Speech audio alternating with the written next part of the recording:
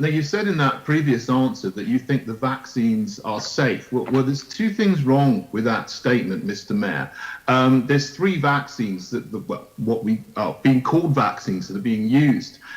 Two of those are not vaccines in the sense that most people would understand vaccines. They are experimental mRNA gene technologies that have never been used before on human beings.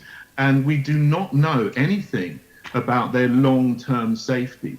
So how could you say that you know about the safety, particularly for pregnant women and their children and women of childbearing age, when we don't actually know what the effects on those groups of people will be in the long term?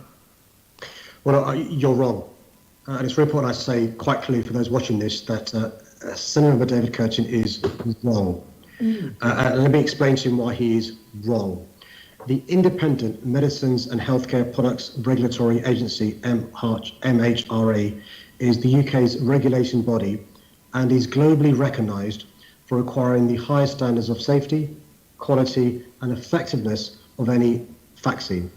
They have approved all three vaccines, and to get their approval, the vaccine development teams have to share all the data they have, which can be tens of thousands of pages of information. There is no way they can hide anything. There are some groups where the regulators have advised against them receiving the vaccine, for example, those who have allergies.